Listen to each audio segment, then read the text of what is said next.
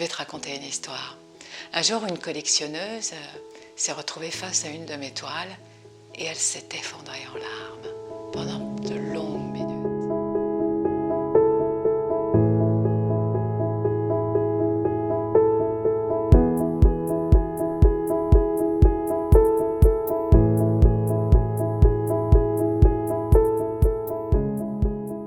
Ma première expérience en tant que peintre, c'est une histoire un peu particulière. Je n'avais encore jamais montré mon travail et je travaillais dans une société où j'avais la chance d'avoir un bureau seul. Et donc un jour, j'ai pris l'initiative d'accrocher une de mes toiles en fait dans mon bureau. Et puis mon directeur est passé, s'est arrêté. Il a regardé longuement la toile et il m'a dit « C'est beau. Où est-ce que vous avez acheté cette œuvre ?» Et là, je n'ai pas répondu tout de suite, je l'ai regardé. Et puis j'ai fini par lui dire « Je ne l'ai pas achetée, c'est moi qui l'ai faite. » J'avoue qu'après ça, il s'est passé beaucoup de choses dans ma carrière. En tout cas, c'est un grand souvenir pour moi et un beau souvenir.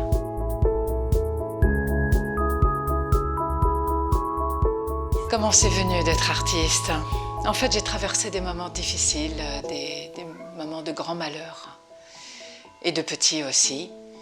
Et puis un jour, je suis rentrée chez moi avec mon chagrin, mes larmes, et sur un coup de tête, je suis partie chercher des pinceaux, des couteaux, des toiles dans un magasin, sans savoir pourquoi.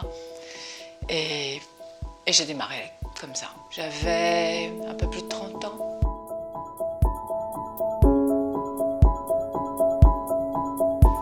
Mon processus créatif, je dirais, dans les meilleurs moments, je m'éclate. Je m'éclate, je touche la matière, je la malaxe, je peins avec les doigts. Ça, c'est mon processus. Vraiment, je me libère, je dépose toutes mes émotions. Et puis, dans les moments les plus difficiles, là, c'est une catastrophe parce que, en fait, j'ai qu'une envie, c'est de tout abandonner. Donc, je déchire, je détruis, je brûle. Je jette tout à la poubelle et puis hop, j'en veux plus, je veux plus entendre parler, je suis à 2 doigts de renoncer même.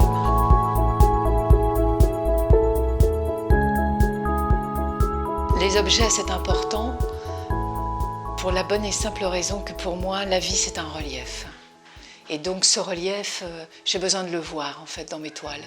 J'ai besoin de l'apercevoir, donc quel que soit l'angle avec lequel je regarde la toile, je dois avoir du relief en fait. C'est pour moi une façon de rendre la toile vivante, encore plus.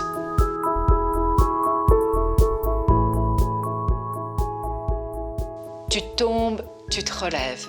Tu as des mauvaises critiques, des bonnes critiques, tu te relèves, tu continues, tu avances, tu lâches pas, ne lâche pas.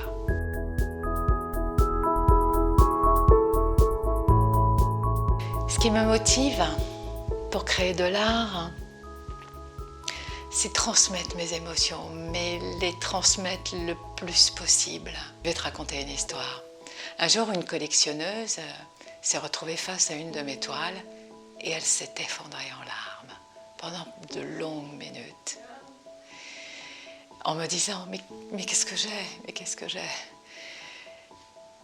Et bien là, je peux te dire que pour moi, c'est un moment privilégié parce que je sais que j'ai réussi à déposer dans cette toile le nectar de mes propres émotions et qu'elle a pu les ressentir. Donc pour moi, c'est une expérience majeure.